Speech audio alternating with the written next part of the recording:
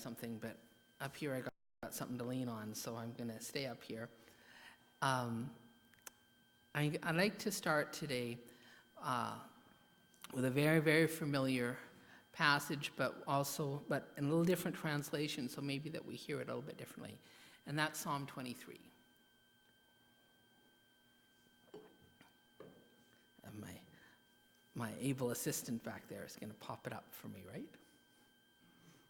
There we go.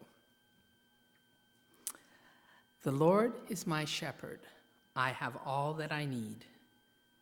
He lets me rest in green meadows. He leads me beside peaceful streams. He renews my strength. He guides me along right paths, bringing honor to his name. Even when I walk through the darkest valley, I will not be afraid, for you are close beside me. Your rod and your staff protect and comfort me. You prepare a feast for me in the presence of my enemies. You honor me by anointing my head with oil. My cup overflows with blessings. Surely your goodness and unfailing love will pursue me all the days of my life, and I will live in the house of the Lord forever. You know, that's a psalm that how many of you memorized that as maybe even as a young child?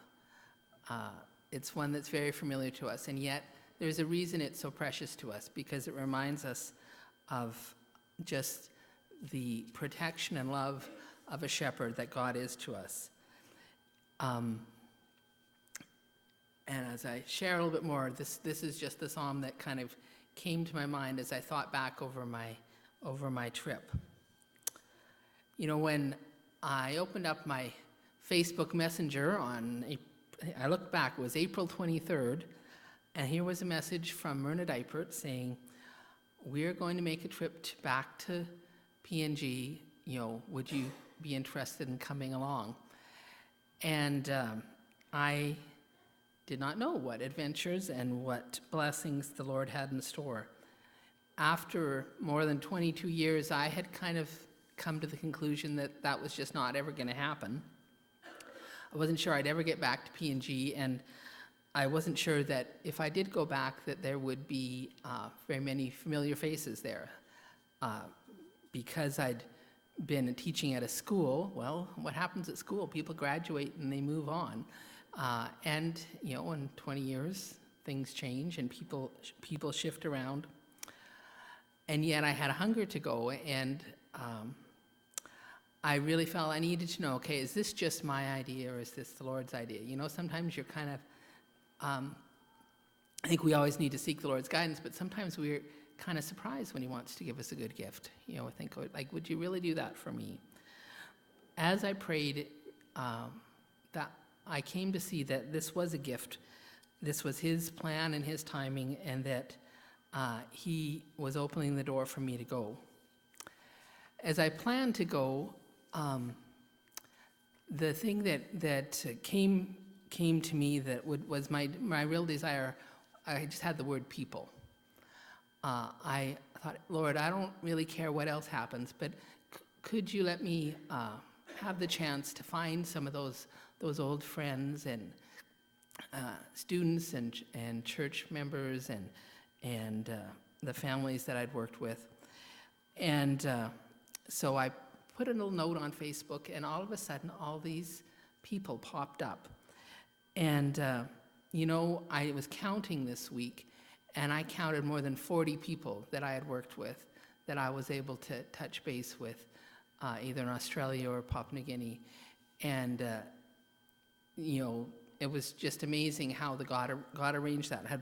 The last one, I was at the airport on my way out, and one gal that I hadn't had a chance to meet happened to be flying back to Leh and landed at the airport within about 10 minutes of my flight. So we were able to touch base and have a chance to talk and hug before she went one way and I went the other. So he answered that prayer in so many, many ways.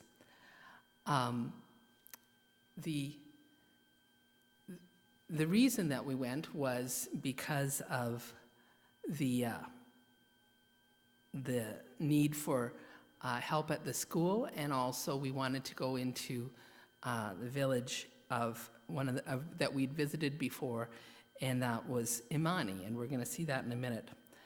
After my time in Australia, where the Lord again arranged for me to see lots of people I didn't know I would, we landed in Port Moresby, and here was the team. This is actually our very last day because we realized as we were about to separate that we'd never taken a picture of the whole group. And so in this picture, I gotta see this. So on this starting on this side, we have Joash Diapert, it's the youngest of the Diapert children.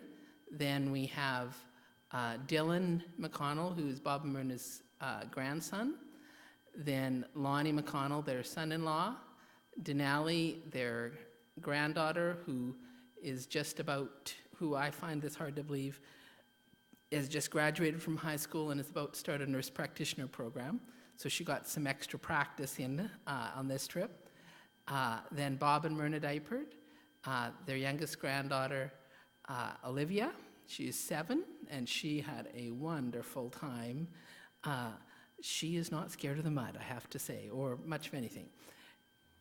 Oh, sorry, that's Bob and Jaron holding Olivia, then Myrna, then me, and then Carrie, who was a co-worker of Myrna's, who was a nurse from California.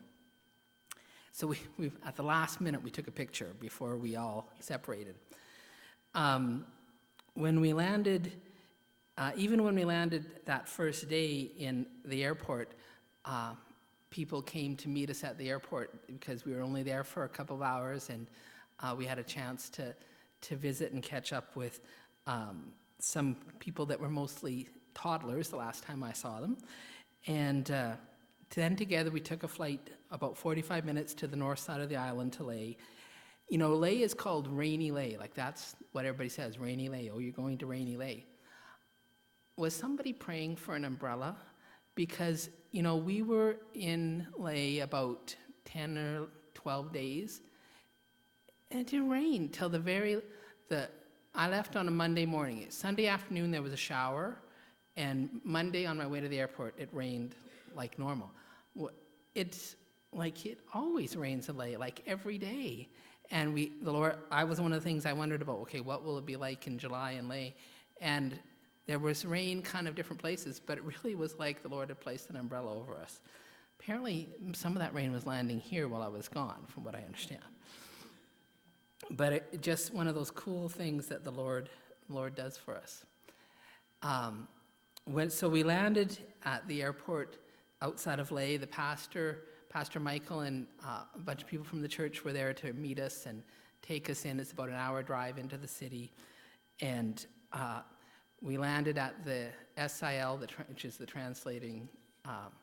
translators group, have a guest house there, and they had arranged for us to stay in the Haus Kibung. Haus Kibung means the get-together house. And so we had a little cabin all to ourselves, and there was a beautiful banner and flowers and fruit and a cake and all. They had just prepared such one thing, and there was a big sign saying "Welcome House" or Team Mercy. So we didn't know we were Team Mercy, but I guess we were. And there were friends waiting to greet us with hugs and gifts and food, and it was a great start to the trip. And the next morning, we were able to go to the Huon Golf Church for a celebration service. They love to decorate there, and there's like probably a dozen huge bouquets of flowers, and everybody gets a lei of flowers, and there's flowers around the doorways, and it's a little harder to find here, but they do a wonderful job of welcoming.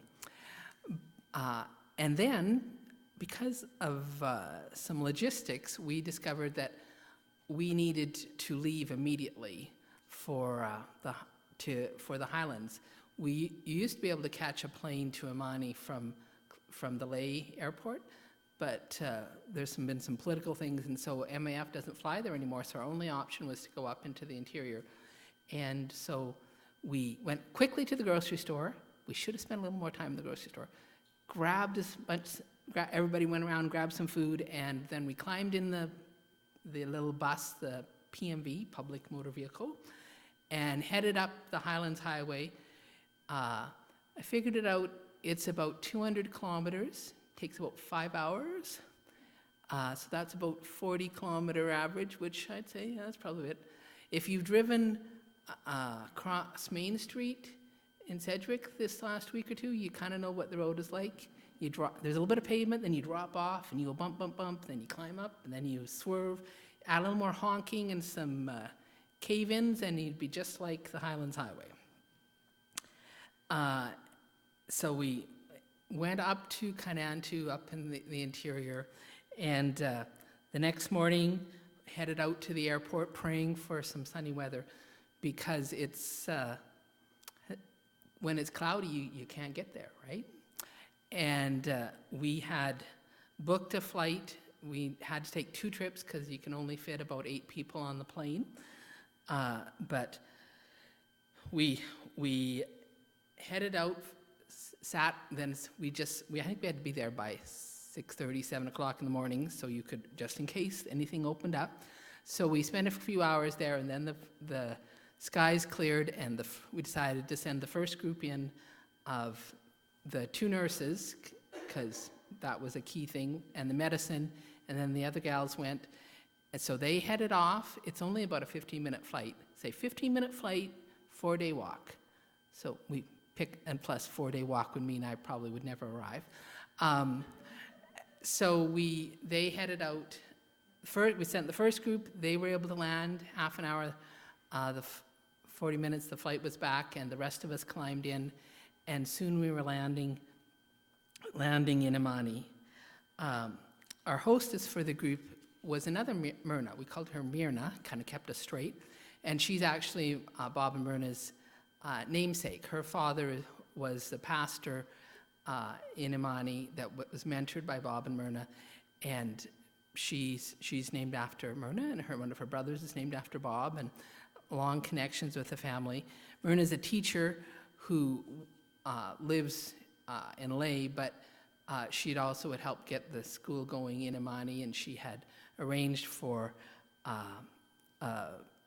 kind of a little eco-lodge to be built for us, and she's a real going concern, a beautiful, beautiful gal, and worked hard to make us welcome.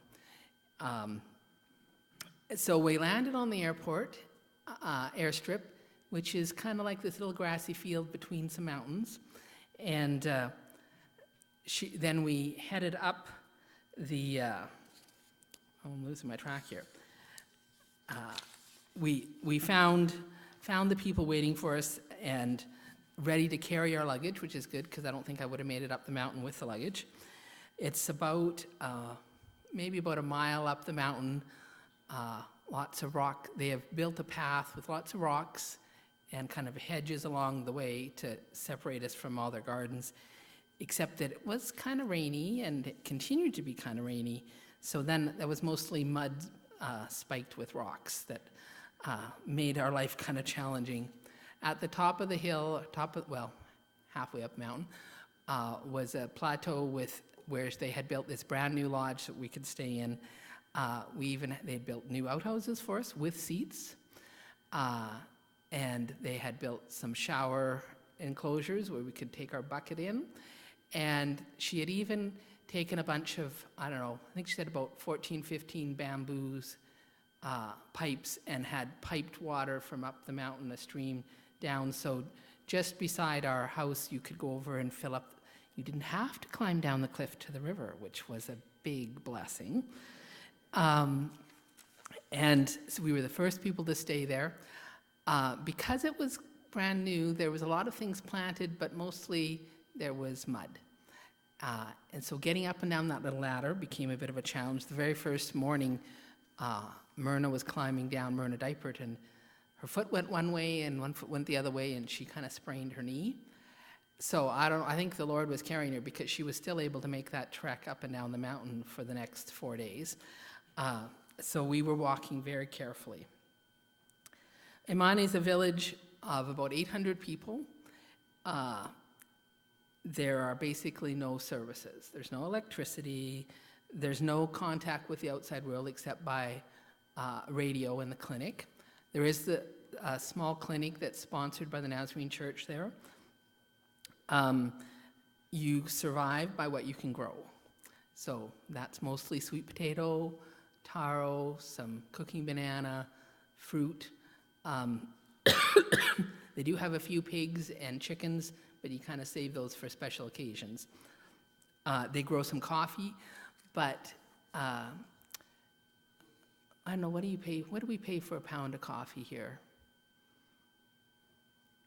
Maybe $10, depends how fancy you want to get, 10, 50 bucks.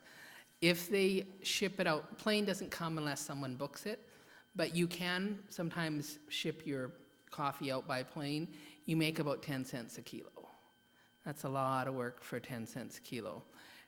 Or you can haul it out on your back, 4 days walk.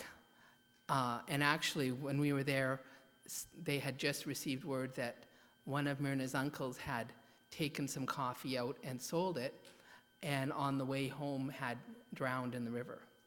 And they weren't quite sure if there was foul play after the money from the sale or if it was just an accident. So it's a life on the margins. Beautiful place. Waterfalls and lush and green and lots of wonderful things there, but it's a hard place to live. While we were there, we were able to do clinic with the 2 health workers there. This is kind of the team. We have let's see, I always gotta look. Denali is the Bob Myrna's granddaughter. Gloria is she was the, what do they call it, nursing officer. She had been to the Nazarene Nursing College and had, I think, a year's worth of training.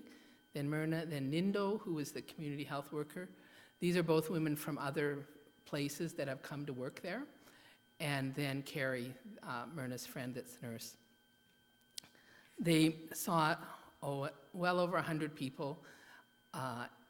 The big plus was it was free, right? Because most of them don't have any cash, so they just don't come if they have to pay anything. A lot of scrapes and cuts and ulcers, TB, malaria, lots of pain and arthritis, which we sure pushed the whole turmeric idea because it's something that they can access, because it's not like you can go buy a bottle of Tylenol.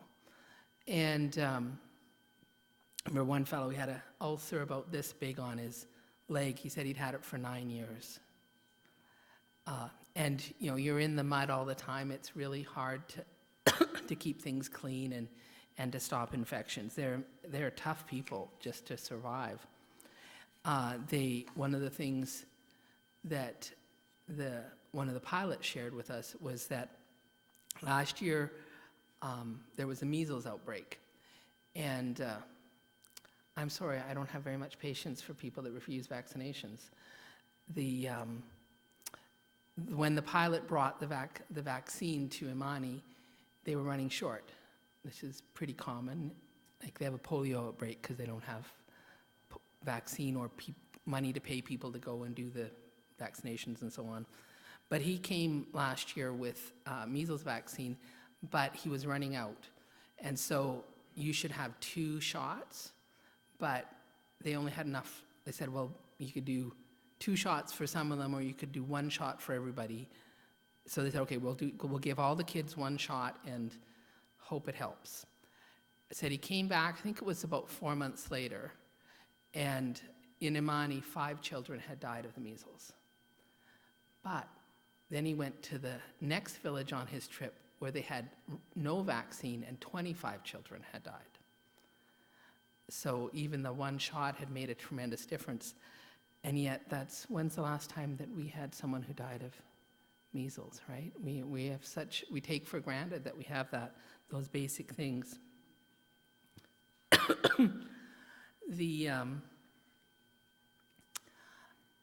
We spent the week, we had end up having to stay an extra day and a half because of the weather, but I spent the week working at the clinic, playing with the kids. It's amazing the joy that some balloons can bring. And not only do they play with the balloons, then when they pop, then they'd save the pieces to play with, because they really don't have any toys. And it was a lot of fun just to see the joy and excitement on their faces. What was not quite so much joy was that trip up and down the mountain every day. It was so muddy and slippery, and I have to say sandals were not the good choice. I tried that for the first day. But when you're up to your ankles in mud, you're just slipping and sliding, and I really didn't want to fall and break something, and especially after Myrna had slipped the very first morning. So we were going very carefully. So what I would do is somebody came and grabbed me a nice big stick. So we have a stick, and step by step.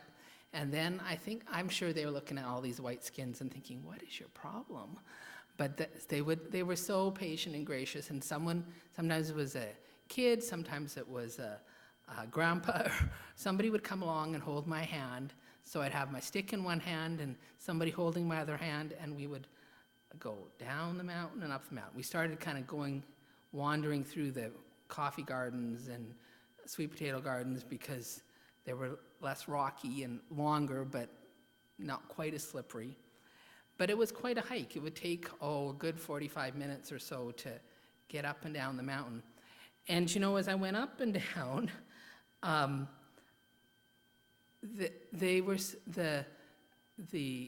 if I had my little Beelum with me, some kid would come along and carry it for me in case I might unbalance me. There was so much support and help, but it took quite a while, and every step counted, right? Because I'm going to step there, and my helper would say, they would just kind of point, try.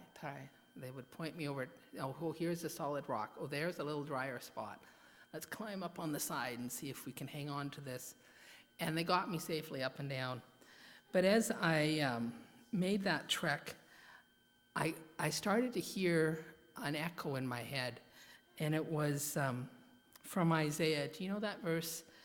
Whether you turn to the right or to the left, your ears will hear a voice behind you saying, this is the way, walk in it.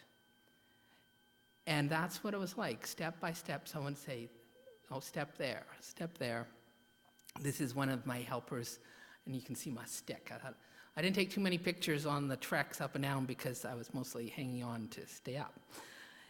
And, I really felt that was one of the lessons that the Lord had for me during this trip. If I'm walking around in Sedgwick, I don't really look where I'm putting my feet, right? It's mostly solid ground. You're not paying much attention. It's pretty easy. When we're on easy ground, our attention kind of wanders. But when we hit difficult ground, we pay attention to each step. We need to. And we need a strong staff and a helping hand to keep us upright. You read in the Bible, there's a lot of talk about the staff of the Lord. And to me, that staff is a symbol of God's presence with us, of his support and his guidance. And you hang on tight, because if you let go of that, you are probably not going to stand upright. But I'm so grateful. It wasn't every trip, but most of the trips, the Lord sent someone to hold my hand. And I think he does that for us. He sends people to walk beside us, to hold our hand, to share wisdom, advice, sometimes warnings. And as we hang on to the Lord and hang on to each other, I think that gives us the strength and the wisdom we need to not fall and injure ourselves and mess up. And so I think that's the echo that comes back when I think of those, there was a lot of trips up and down the mountain. I kind of felt like repetition is something he wanted to keep that in mind. It could have stopped. It didn't rain in Leh. It rained in Amani lots. When it was time to leave, our flight was delayed, but they had radioed, okay, they're going to come in the morning. Oh, no, they're going to come in the afternoon. So you can't race up and down that mountain, right? So we all went down well in advance of when they had predicted, and we sat and just kind of visited beside the airstrip. Because when the plane comes, you better be ready to jump in, because it might cloud in and then you'd all be stuck there. So you have to be ready.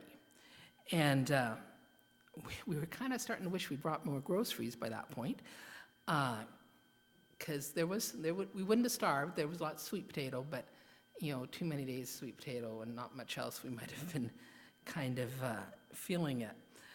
And finally, we heard that engine, and all the people yelled, "Balusikam, Balusikam." Balus is the plane.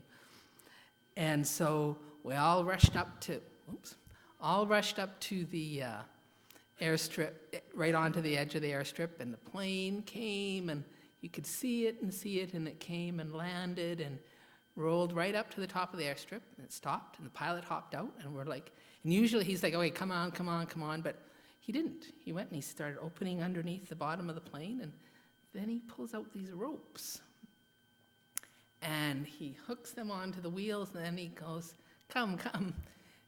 All that mud had made it a little muddy on the airstrip. And we've been trying not to walk on the airstrip too much as we went back and forth, because you could see every step in the slush, and the plane was stuck. So we got a team of people, and there, it's kind of like tug of war, and everybody, 1, 2, 3, and they pulled, and fortunately it's a fairly small plane, so they pulled it up and around onto a little bit solider piece of ground, and then he was ready to load up. They said, well, let's take a little lighter load the first trip, just till we see how things go. So I climbed in on the first load, and you have to all kind of balance. Like when you get on this plane, they not only weigh your luggage, they weigh you to see who's going to go where. And I'm thinking, okay. So we're all turned around, and so we start going.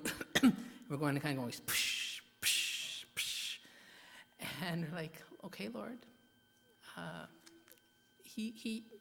These pilots, missions pilots, they're brave, but they're pretty sensible. Like they don't do something that's too risky. I think he probably knows what he's doing. And we bounced past the church and past the clinic, and off we went, which is good because that's kind of the end of the airstrip. And 15 minutes later, we go through the clouds over the mountains, and we're back at Ayura at the airstrip. And so we hopped out, and off he went back again, because you've got to go before it clouds in again, and we're hoping that the rest of the team makes it out. And God was good, and they did, though it might be a while before they can land on that airstrip again, till they fill in some holes. And the plane was just splashed all over with mud. Like it's just like, I think it's kind of like the mud bog they have in Forestburg, but the Lord did arrange for us to get out. And we came out, I think, with,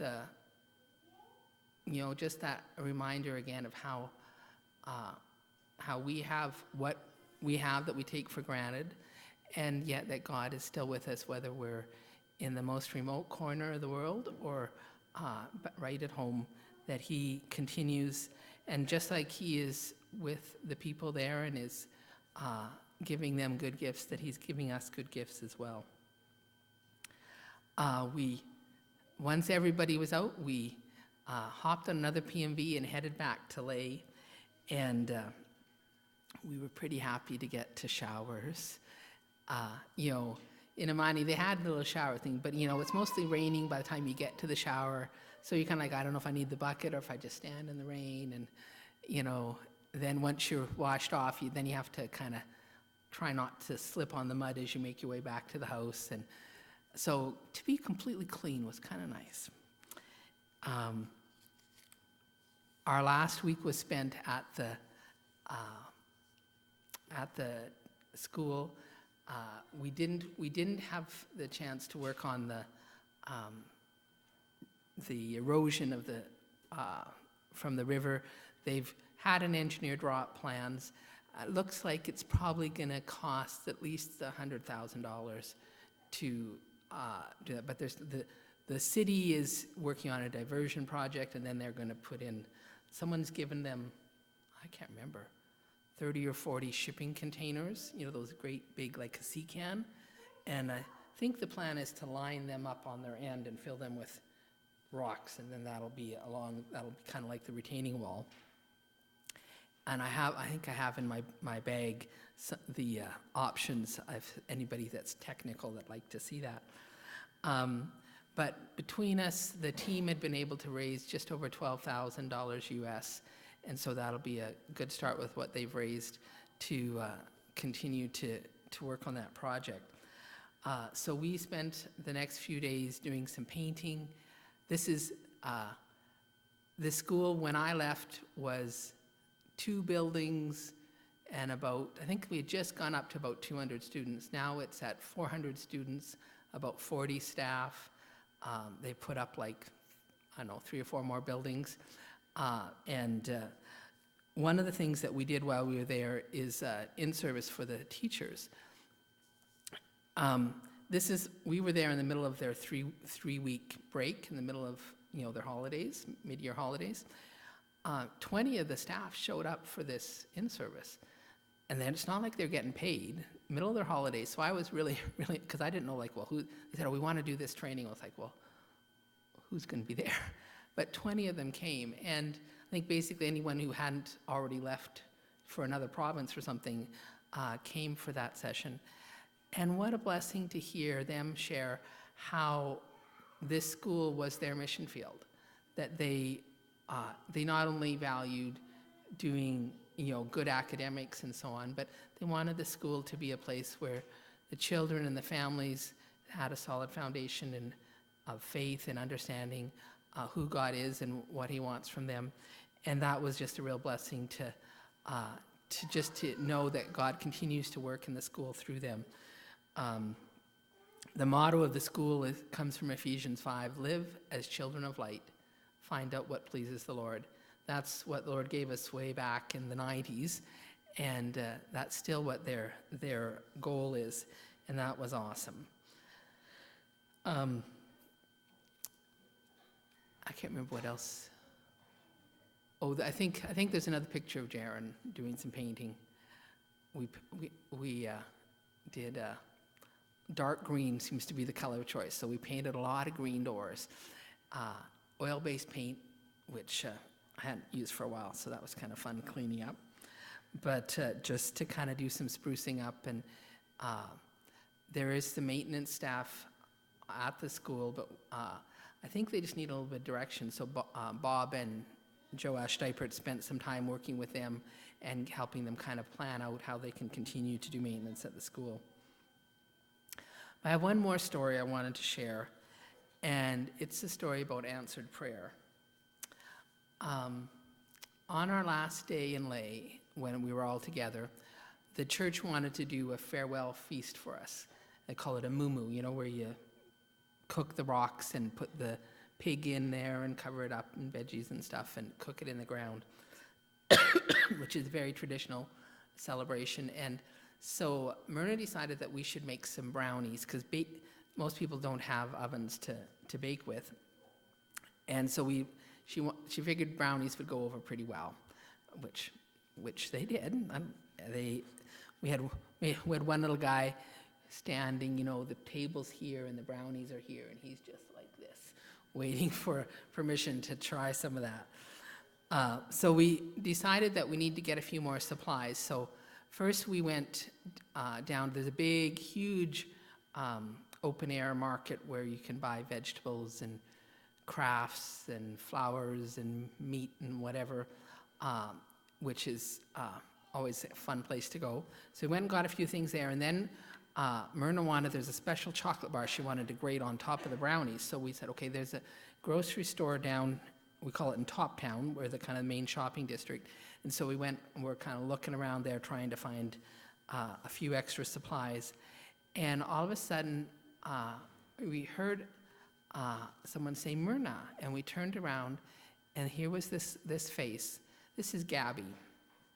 Gabby was our house Mary when I lived in Lay. She was kind of like the maid, and she'd been a nanny for Joel Dipert when he was a baby. I hadn't seen Gabby in 25 years at least, and here she was in the grocery store, and this is the story that she told us. She said, every afternoon I pray for my missionaries. And well, who are her missionaries? Her missionaries are the families that she used to work for. There was a couple of MAF families, the Dieperts, and me. So 25 years later, she's still praying for us daily. And this was on a Friday, and on Thursday afternoon, she had been praying for missionaries. And then that night, when she went to bed, she had a dream. And in that dream, Bob Diepert came to see her. And so she woke up Friday morning and she said, God is telling me that Bob is here. And so she got up and washed and went out and caught the bus and came into the city.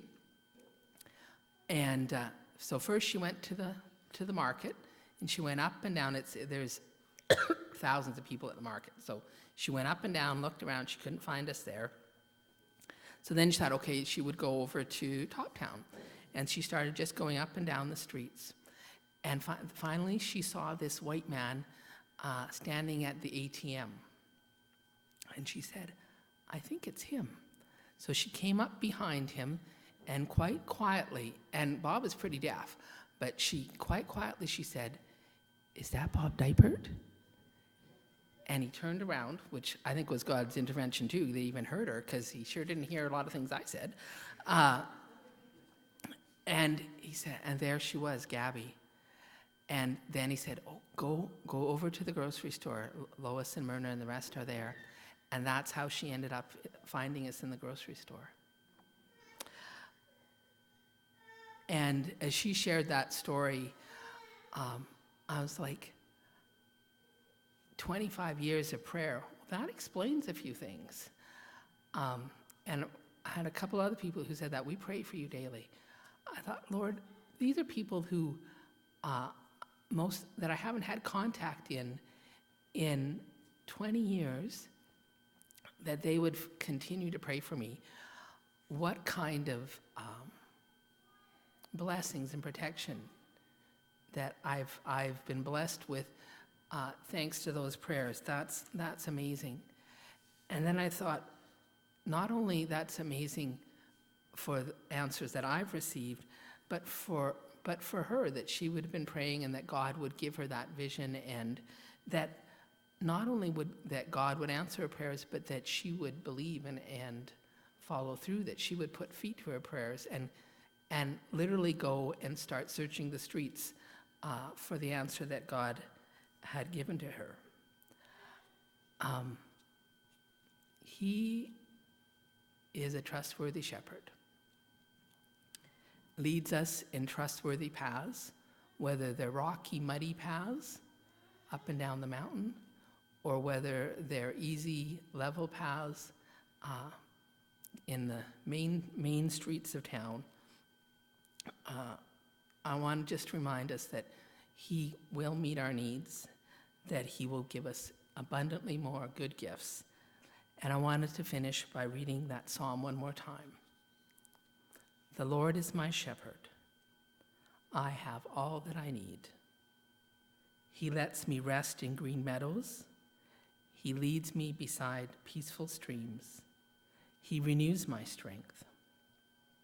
He guides me along right paths, bringing honor to His name.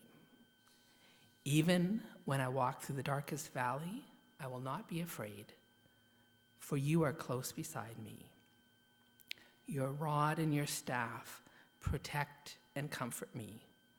You prepare a feast for me in the presence of my enemies. You honor me by anointing my head with oil. My cup overflows with blessings. Surely your goodness and unfailing love will pursue me all the days of my life, and I will live in the house of the Lord forever. Thank you.